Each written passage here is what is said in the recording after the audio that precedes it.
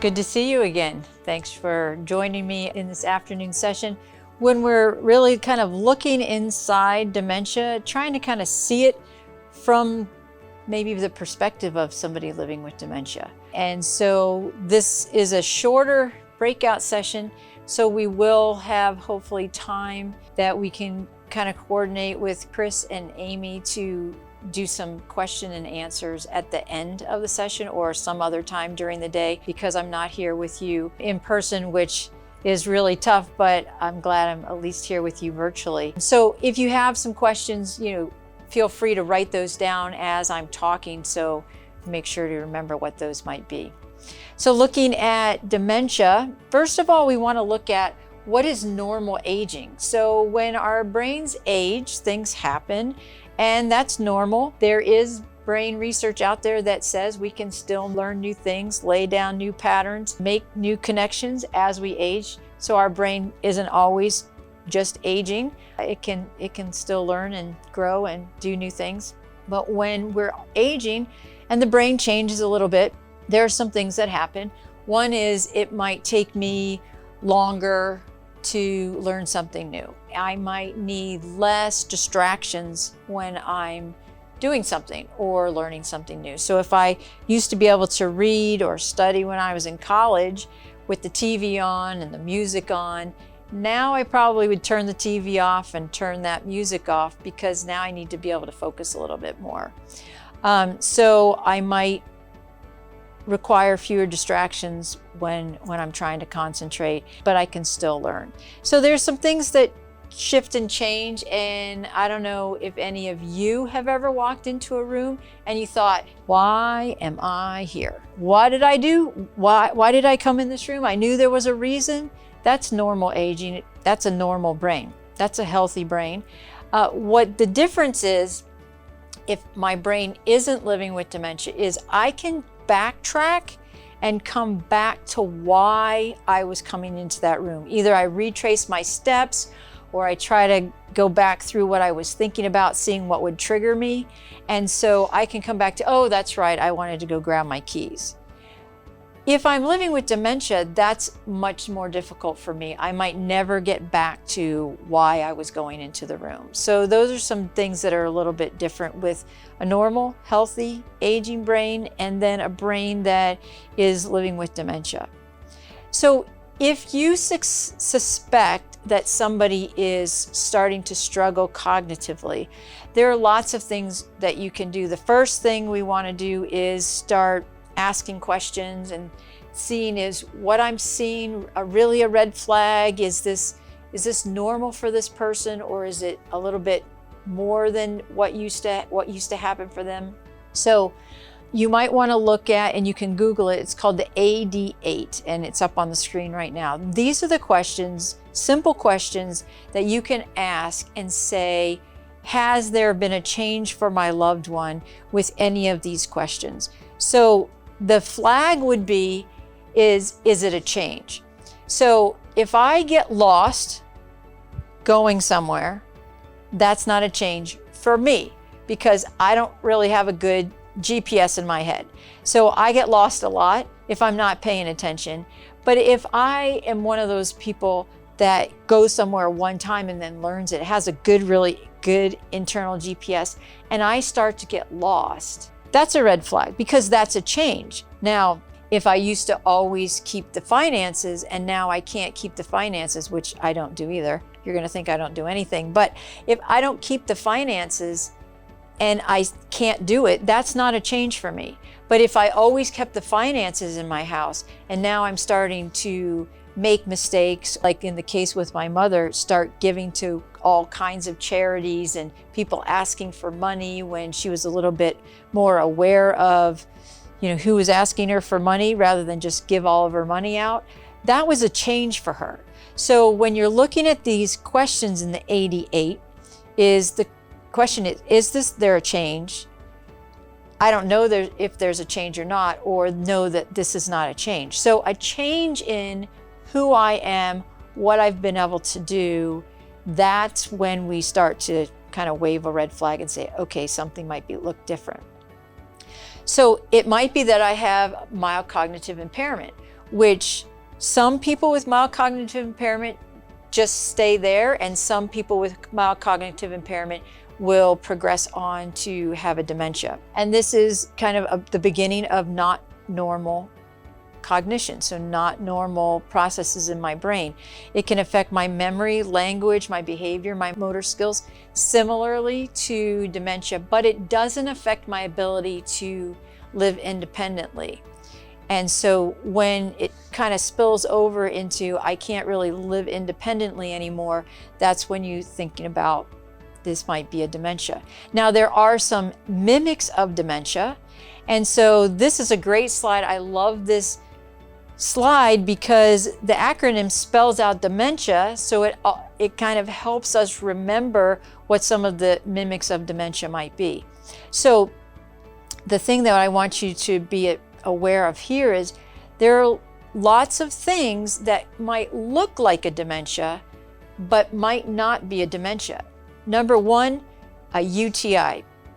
Older people have UTIs, that can change my cognition. I had a friend call me one morning and say, I think my father has dementia, and I know her father. And so I said, did your father have dementia yesterday? And she said, no, he was having a stroke. So dementia is a progressive, long-term usually process that goes on in the brain. So if something happens right away, that would be acute. Chronic means takes a long period of time. Acute means if I was running down the road and I sprained my ankle, that's an acute injury. Chronic injury would be if I'm running too much and I damage one of the tendons in my leg and I have an overuse, chronic long-term, that's what dementia is. So it's long-term and it's progressive. So if something happens right away, we want to think about maybe this isn't my dementia, maybe it's something else that's going on for me. So we want to think about what are all the options before we think maybe it's dementia. So if it's dementia, in the first presentation you saw this slide before, is my brain is literally shrinking and dying. So the structures in my brain are shrinking. There's less chemicals in my brain. So my brain is less able to function the way that it used to function. And so there are over 100 types of different dementias. We're not going to go through all of them. There are lots of experts that specifically look at each type of dementia, but really getting a diagnosis, going to a neurologist, a neuropsychologist, a geriatrician, somebody who specializes in dementia, specializes in older adult medicine is really important, because you wouldn't go to a pediatrician if you are an older person, because pediatricians take care of children. They study the body, what the interactions with medications are and all that when people are young. When you get older, you move to a general practitioner, and when you get older, you should move to a geriatrician who studies older adult medicine. And so we really want to go to somebody who really studies this kind of thing, understands the medication interactions, and understands some of the challenges that we're going to be faced with, and all of the things that we can possibly do to help support that life, really be a good life. So there are lots of different types of dementias. We're just going to kind of go over just some basics about the top ones that we hear about. The first is Alzheimer's.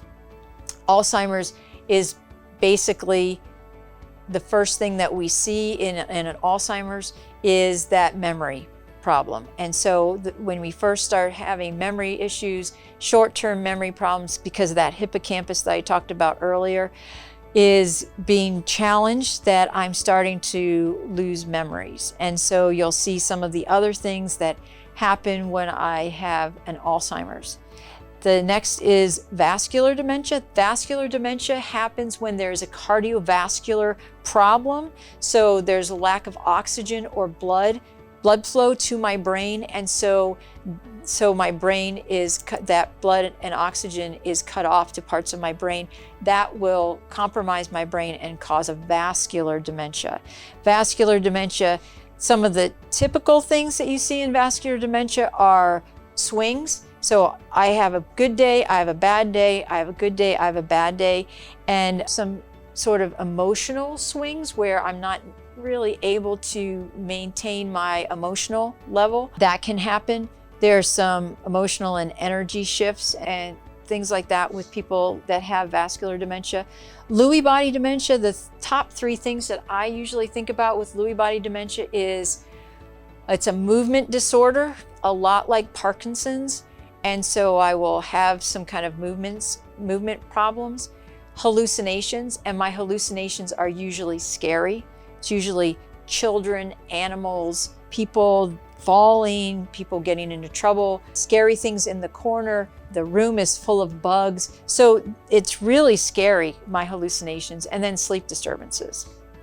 Frontal temporal dementias, there's a bunch of different types of frontal temporal dementias. The frontal lobe of my brain is my executive processing. It does planning and organization, sequencing through a task. It has my social graces and my filters up here. Temporal is my language and my ability to understand what you're saying, which is receptive language, and expressive language, what I can say to you. That becomes challenging at temporal dementia. So there's frontal lobe, there's temporal lobe, there's a frontal temporal dementia. There's all kinds of different challenges that I have with a frontal temporal dementia. One of the things that I want to mention with an FTD is it's seemingly like lack of empathy and my lack of motivation and initiation. So I might have been a very active person and now I kind of don't want to do anything. And that's really a challenging thing for caregivers and care partners when we're trying to support somebody living with dementia, when I just don't really want to do anything, or I don't know how to sequence through the task. So that's kind of just a broad sweep of the different types of classic types of dementia. Now you can have young onset. So young onset is typically before the age of 65, and then dementia regular onset is about 65 and above. So a lot of times you will see a young onset with Lewy body and frontal temporal dementia. There is a young onset Alzheimer's as well. So when someone's young and they have dementia, that holds a whole bunch of other challenges, because now I'm not used to other people helping me. I'm not used to not going to work, all kinds of different challenges when someone has a young onset as well. So thinking about that, I want us to look at this PET scan, and you can see the title of the slide says stress in the brain.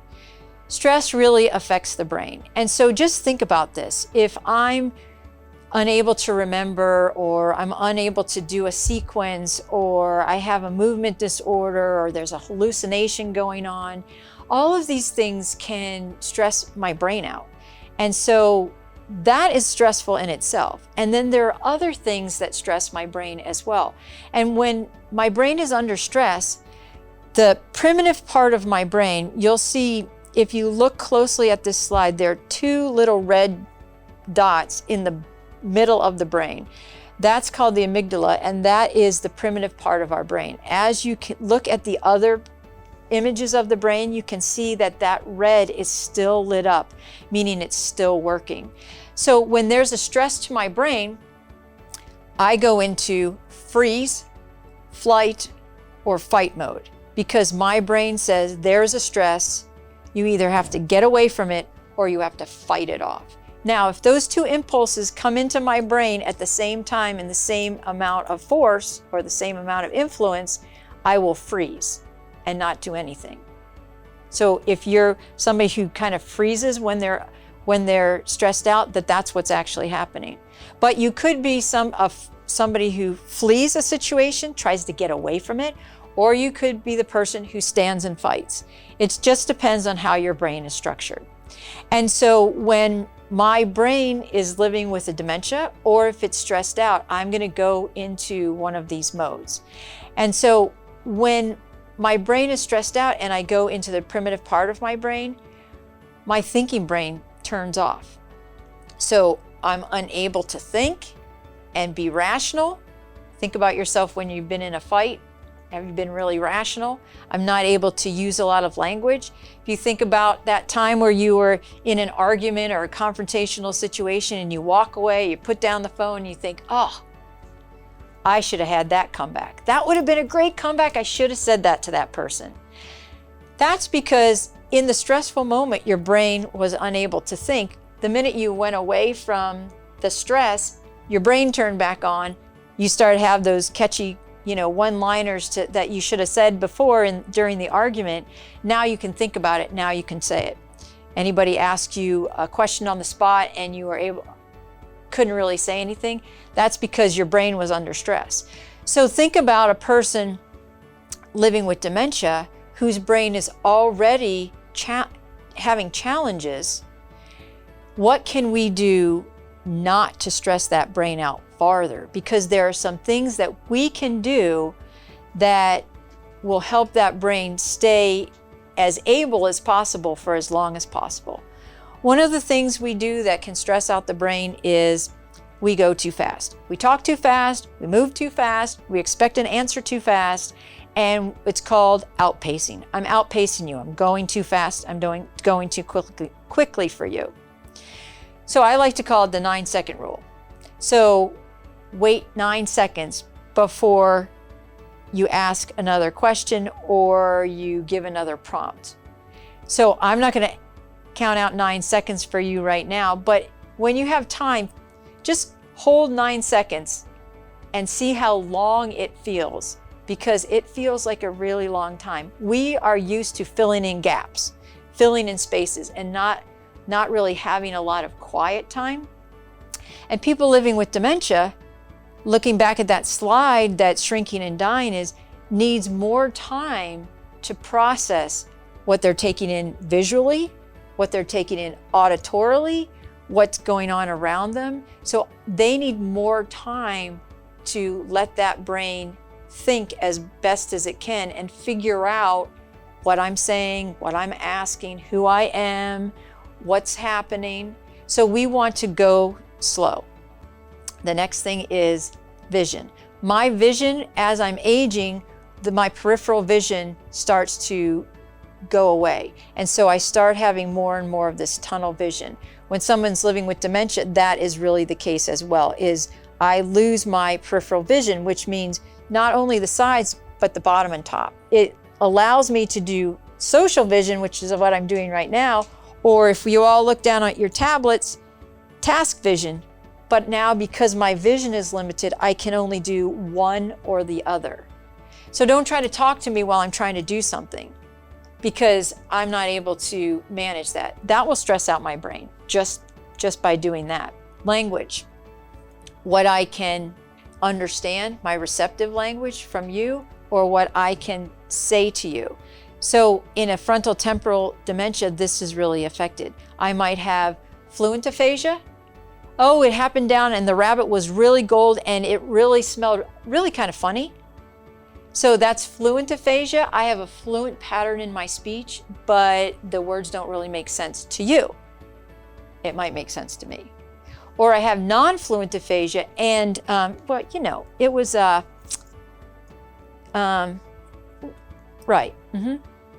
non-fluent aphasia where I'm not fluent and I'm losing my words and I'm challenged with my words. So language can be a stress as well. So how we give language, we want to slow down our words.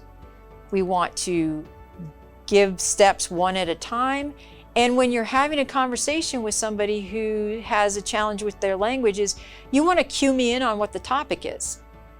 So Lynn, let's talk about the car right now. So now I'm kind of cued into the topic. The other thing is my body language, tone and inflection will really change what kind of communication we have and how you're understanding what I'm saying and the kind of stress that your brain is under. The next thing is my physical abilities. What are my physical abilities? If I'm struggling with my physical abilities, that will cause stress. And what can we do to support me in being as able as possible for as long as possible? And then what am I interpreting? How am I interpreting the information that's coming into me. So another thing with vision is I might know what a pen is, but I don't now know what it does. And so I start to brush my teeth with my pen because it kind of looks like a toothbrush. So bringing in information and understanding what's going on can cause stress in my brain. And so this also can cause challenging situations to happen. Challenging situations happen because there's a breakdown in what I'm interpreting and what the other person is trying, and the message that that person is trying to give, or the information that's going on around me, and I'm misinterpreting now what's going on. So could be 4 things that are going on with a challenging situation. I'm either trying to communicate a need to you. So what are some of those unmet needs I might have? I might be hungry and thirsty. I might be having to go to the bathroom, or I already did. I might be tired or really kind of antsy because I have a lot of energy and I want to just get it out. I might be uncomfortable. And uncomfortable, man, I can be uncomfortable for lots of different reasons.